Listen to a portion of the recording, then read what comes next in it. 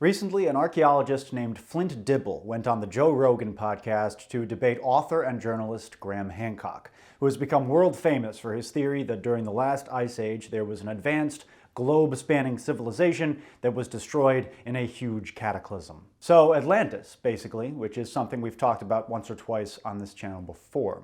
Now, I'm not an archaeologist, I'm not an ancient historian, but I am best known for making silly videos debunking some of the most pernicious historical myths imaginable, and I'm deeply invested in the battle against pseudohistory in the public sphere, especially here in the filthy trenches of the internet. So, as you can imagine, I watched this debate and the public's reaction to it with great interest. I'm not really going to talk about the substance of the debate because, again, it's not my area of expertise, and other YouTubers have covered Hancock's ideas with much more rigor than I ever could, including Flint Dibble himself, who's got a YouTube channel and a Twitter following. What I'm much more interested in is looking at this debate from a cold and calculating PR perspective. Did Flint change minds? Did he come off well? And are academics engaging in high-profile debate with people who peddle pseudohistory a good strategy for combating these ideas? Well, in this one instance, I'm very happy to say that I think this was a huge win. I've certainly got a dog in the fight, which I'm just now realizing is a really horrible turn of phrase. But anyway, I thought Flint came prepared. He was articulate. The sources and evidence he presented was pretty fucking impeccable. And, in contrast, it kind of felt like Graham brought a knife to a gunfight. And that's kind of miraculous given the venue. Joe Rogan is, of course, kind of infamous for letting some very stupid people come onto his massively influential podcast to say some very stupid things. There was a moment early on where Joe Rogan and Graham Hancock were making bedroom eyes at each other across the table, and Graham was like, "Oh, you've done so much to boost my profile and help my career, thank you." And Joe said, "Oh, well, we've been friends for 10 years, always so good to have you on, etc." And I just thought, oh God, this is going to be a disaster. But I have to hand it to him. Joe was an excellent moderator. He didn't really play favorites, and thankfully what easily could have been a total train wreck was instead a highly enlightening, very in-depth discussion about the merits of the supposed evidence for this advanced lost civilization and the discipline of archaeology more generally. And I think the impact among Joe Rogan's listeners and Graham Hancock's acolytes has been undeniable. Ultimately, people who believe in alternative archaeology, which is sort of the polite term for Atlantis, come to believe in these theories because someone convinced them with what seemed like good evidence. I think that at the end of the day, many, if not most, alternative archaeology people are fundamentally just curious and want to get to the bottom of the mysteries of prehistory and our ancient past. And if they're willing to be convinced one way, I think most are pretty open to being convinced the other way. I'm generally quite cynical about internet tribalism, so I was pleasantly surprised, poking around online, to find minds apparently being changed in spaces that have traditionally been very friendly to Hancock. The YouTube comments of the debate itself were mostly not very interesting. A lot of half-baked memes and people bullying Flint for his appearance, which is just par for the course, and says nothing about Flint himself. I mean, people bully Margot Robbie for her appearance. It's just part of the price you pay being a public figure. But of the comments engaging with the substance of the debate itself, my read was that it was mostly very encouraging. People enjoyed the debate. They learned a lot. They had respect for Flint for coming on and discussing the topic amicably. One or two even explicitly said that Flint had changed their minds. The Joe Rogan subreddit is overwhelmingly in Flint's camp. There are memes making fun of Graham and general skepticism about his claims. People are particularly critical of what they see as the chip on Graham's shoulder about how he's been treated by mainstream archaeologists, which, to be fair, yeah, he did dwell on the criticism he's received quite a bit, excessively even. That's a very clever way of cancelling me. No. Cancel culture at work. In the Graham Hancock and alternative archaeology subreddits, it was a bit more of a mixed bag of opinions, but that in itself should say something, since this corner of the internet is Atlantis' home turf. There was a lot of defense of Graham, to be sure, but there were also plenty of people who claimed to be fans of his, expressing disappointment with his performance during the debate, and even some distancing themselves from him or saying that Flint was causing them to seriously question the merits of Graham's theories. So yeah, that's pretty incredible.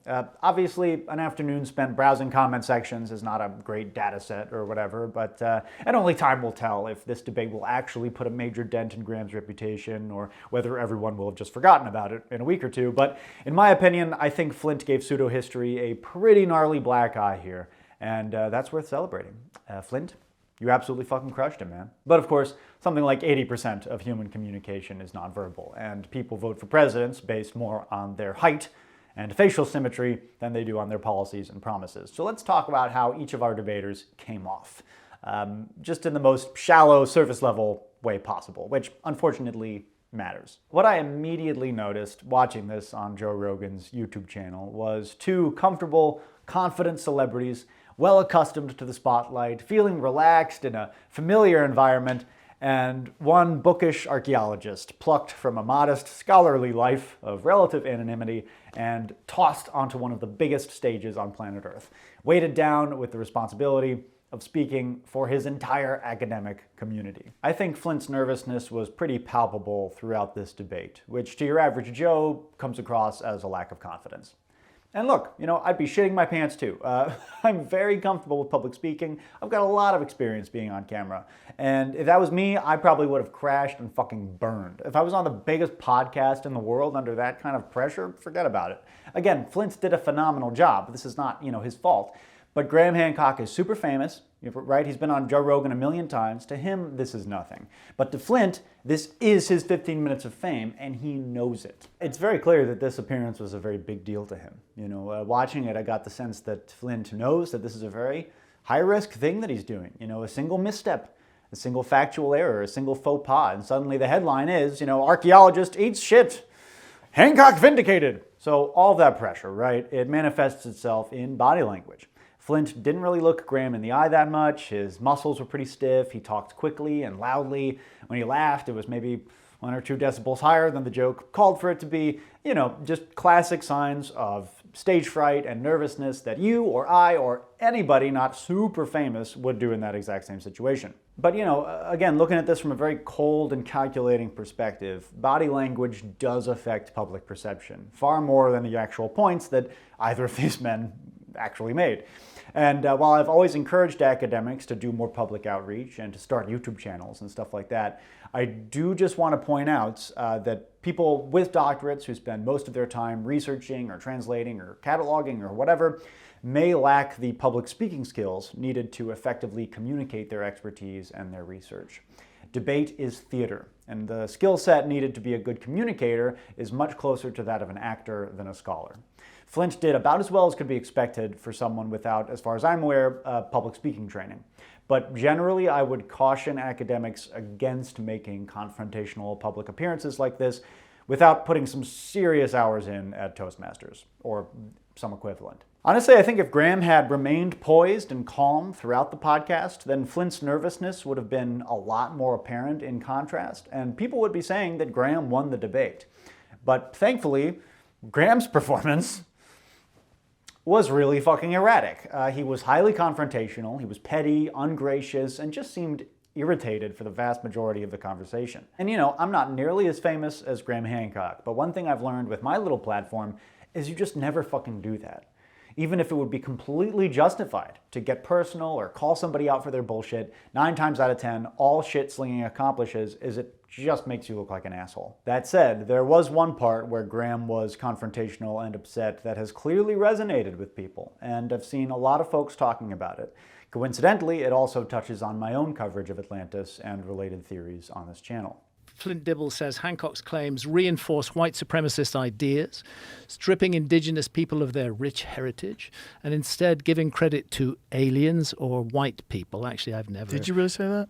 No, I said that this idea of Atlantis, the way it goes back 200 years, it has been used for those reasons. So are you saying your quote is incorrect? I think that it's editing me out of context, Graham. I've never called you a white supremacist or a racist. No, hang on. That's because you're very, if I may say so, very slippery in the way that you deal with, because you know perfectly well that saying that my work encourages white supremacism and encourages racism is going to end up with me being tarred as a racist. You cite on media 19th and culture. century sources, you cite 16th century sources, Yeah. and I label those as racist. And I see it as a problem to readapt those kind of sources without critiquing them. So yeah, a lot of right-leaning people have really seized on this moment as evidence of Flint being dishonest or slippery or woke or whatever. The white supremacist influence on the Atlantis legend is my greatest area of knowledge about this topic, and Flint is completely right. If anything, he's being kind. Now, I don't think Graham has a single racist bone in his body, and I actually sympathize with his anger at being tarred with that particular brush. However, in the past, he has leaned very heavily on some pretty awful, dusty old tomes written by men with very tight cravats and very large mustaches. Tomes famously beloved about 50 years later by other men with snappy uniforms and rather small mustaches.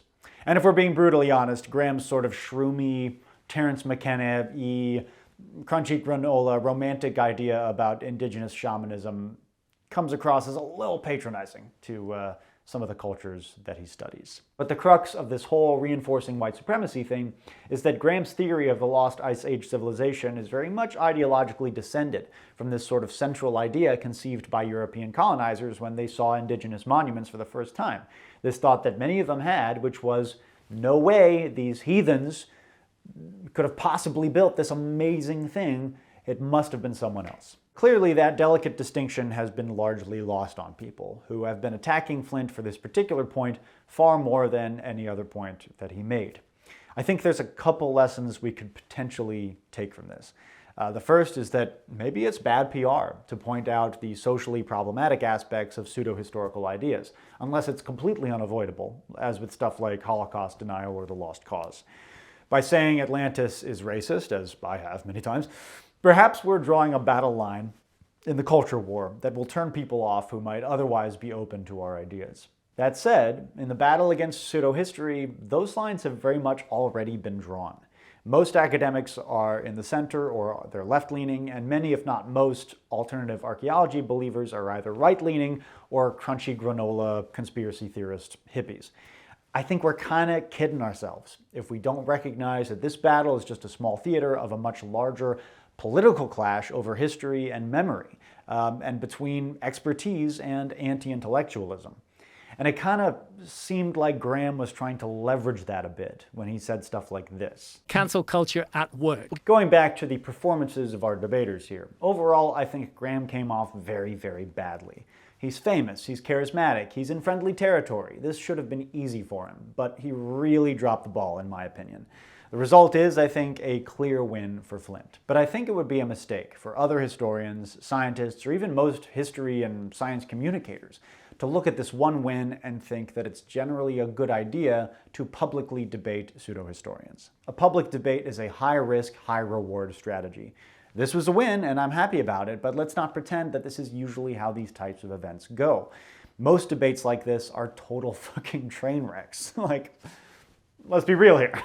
In an article that he wrote, Flint gave his reasons for debating Graham, and one of them was that Graham is super famous. In the podcast, Graham said that archaeologists regard him as public enemy number one. And he's not entirely wrong. There's a good reason, a strategic reason, that so many scholars and communicators go after him. It's not because his ideas are particularly ridiculous as far as alternative archaeology goes. In fact, he's one of the cooler heads in that community. It's because if you cut the head off the snake dies. The higher a pseudo-historian rises, the harder they fall. Generally, if you're punching up and you come consummately prepared, as Flint did, engaging with these people can be worthwhile. Famous people may seem like they're untouchable, but the truth is, fame makes you vulnerable. Public opinion is fickle, and your reputation lies on a knife's edge, especially for controversial figures like Hancock. In a David and Goliath type scenario, a smart, strategic, and prepared scholar or communicator doesn't have much to lose, and potentially has a lot to gain. But, the vast majority of the people who peddle pseudo-history or pseudoscience are not famous and well-connected. Most are semi-anonymous meme accounts, YouTube channels, or Facebook pages who are actively trying to reach more people. And their fondest, deepest desire is to be taken seriously. And when scholars and communicators engage with them, we're playing directly into their hands. In the context of YouTube, videos debunking or attacking other creators may tangibly damage that creator's reputation.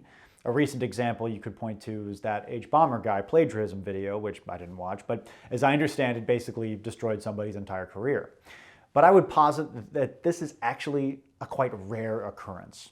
I think 99% of the time, all that a response video accomplishes is that it lines the pockets of the subject of the video by driving traffic to their channel. The content creation market, which is such a deeply vile phrase, is centered around and incentivizes reaction, response, and commentary about the work of others. This is largely because human beings are messy bitches who love drama. Debating and debunking pseudohistorians can occasionally work, as this debate seems to have done. However, and this has been said before, but it bears repeating, by far the smartest and most strategic way, in my opinion, to combat pseudohistory is to present a compelling alternate narrative, backed up by evidence and drawing from the cutting edge of modern scholarship. Ultimately, I think debating and debunking these guys is like cutting a head off of the Hydra, and the head just grows back. It's like playing whack-a-mole. It's a defensive strategy. We need to be on the offense. We need to be flooding the internet with videos and articles and blog posts that have good history, right? About specialized topics that, you or whoever knows a lot about, by not fucking general interest World War II tactic bullshit. Specialized topics with information not reliably found outside of books published by university presses. And we need a lot more of these sorts of people. So if you are a scholar, start a YouTube channel, start a TikTok. Get your expertise, your fucking, wool merchants in 13th century Edinburgh fucking out there, because there is an audience, there are people who are going to be into it, and it's just going to add to the tsunami of good information that we need to be just, fucking spreading like a vicious plague throughout the internet. Not a vicious plague, a more positive analogy. But you know what I mean? So get out there, make videos, get information out onto the internet and out into the world, and for the love of God, cite your fucking sources. Hancock, you've been arguing that there's been a lost civilization in the human story. But what sort of civilization do you think it was? Well, one of the things I think is it was a civilization that used psychedelics. I think it was a civilization that emerged from shamanism. Maybe they cultivated powers of the human mind, namely that psychic powers were cultivated by ancient civilizations, that they could use powers of the human mind that we have allowed to lapse. Maybe that idea deserves further consideration. We hear anecdotal reports of people who have telekinetic powers, who can move things with their minds, of people who have telepathic powers, and our automatic reaction is to just dismiss all of that. But maybe we should open up to those possibilities, that we're dealing with a very different kind of culture that used techniques that we have allowed to lapse, and maybe we could wake those techniques up again. Maybe the ability of human beings to do almost superhuman things is resident within all of us, but sleeping.